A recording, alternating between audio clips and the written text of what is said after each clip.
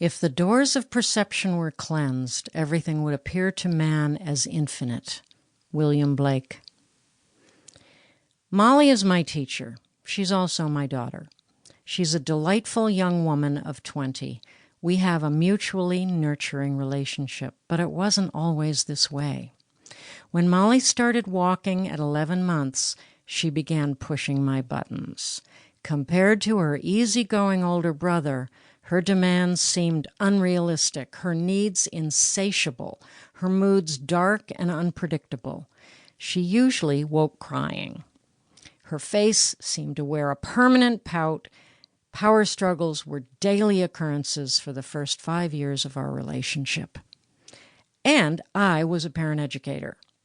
I had a master's degree in early childhood education. I designed and taught parent education classes to help parents understand their children's behavior and respond respectfully.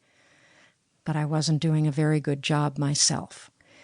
When Molly was 4, she started a new preschool.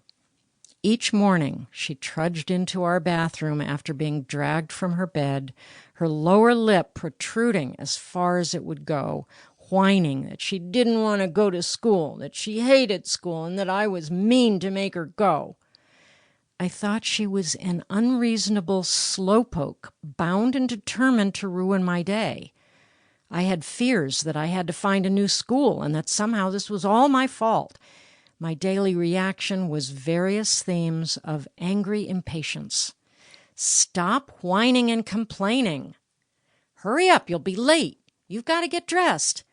Why can't you ever just be pleasant and put your clothes on? Why do we have to fight about this every morning? You know the litany. By 8 each morning, I felt like a resentful, nagging mother who should just go back to bed and start over. If only I could. I clearly remember the morning when something switched in my head. I had been studying innate individual temperaments of children and had begun teaching that in my classes. I knew that Molly, now age 5, had a hard time with transitions in her life. Moving from New York City to rural New Hampshire had already been a 2-year struggle for her and wasn't over yet. But it had never occurred to me that merely waking, getting out of bed, starting the day was a rough transition for her as well. Perhaps this was why she had always cried as a baby upon waking. School days only made it worse. This particular morning, my learning and her struggle came together. My focus shifted from myself, my reactions, my fears, my inconvenience, my agenda, to her and her problem. Instead of thinking, what is wrong with her? Why does she always have to do this to me? What have I done wrong? My thinking changed to, this is how she is. How can I help her? I sat down on the floor, invited her onto my lap, and said, you really don't want to get dressed, do you? No, she said. And you really don't want to go to school and leave me? No, she said much more fervently. I don't blame you, I said soothingly. You know what? I hate getting up in the morning, too. You do?